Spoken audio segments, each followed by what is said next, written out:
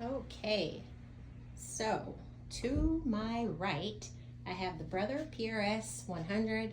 On my channel, you'll see all of my embroidery videos utilizing this beauty here. Over in that corner, I've got little display mannequins and my draping muslin there. Those are some of my self-drafted patterns. Here I have the Juki industrial machine, and usually I use that for denim, leather, vinyl. It's pretty heavy duty. That's the 1181N. So you can't really do cotton, or definitely no silks or satins on that. It would just eat it up. Right ahead of me, I've got all of my books here, all of my learning tools. Alrighty, as we continue, let's take a look at some of these machines I've got set up here. That's my blind stitch machine. That's the Juki serger. That's my Cadillac of the Vintage Singers. That's a 201. Definitely that's my Juki that I do most of my sewing with. That's the Bernina Burnett in the corner. And some of the vintage machines that I have here, that's the Singer, that's the 66. That's the Godzilla model. There's also a video on the channel showing how I thread that machine, how I set it up, and it's pretty cool. It's got like this matte black finish to it. That's the very first machine that I brought, guy. That was just a Brother. I think it was the SE400. It does both sewing and embroidery. And I think I've had that one now for about 6 years. I learned to sew on that, guys. This shelf has all types of stuff, but I pretty much break it down on everything from my corsetry. I have that all set up throughout here. Everything there. All of my zippers and things are kind of stored away neatly here. Some ribbons and trims up there at the top. And again, I have my two little machines that I use for corsetry there. And that's my Vintage Singer. That's the treadle. Guys, I took this beauty. It was in horrific condition.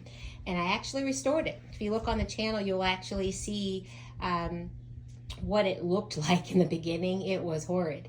And I've taken it to a nice, beautiful restoration with that mahogany finish. Look at that Singer sign. This is a 1938 model here. I think it's the 15, can't think of it off of the top of my head, but it's a model 15, but it was from 1938. Over here, I have my 1590 Vintage Singer. It's the black one on the shelf there, and it's got a potted motor, similar to the 1591. And on the bottom, that's a Singer Rocketeer.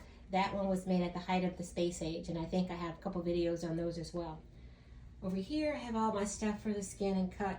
I don't really use it a whole lot, but mainly for t-shirts and, you know, hot steam press. I have a cry cut that I use for that. All the stuff for the cry cut at the top, just along with some other trim and things that I use, interfacing and stuff like that. Have all of my bobbins kind of in that corner back over there. Some of my little decorative pins and all the stuff to do bling and beading. And let's see, mannequins over here. That's my cutting station.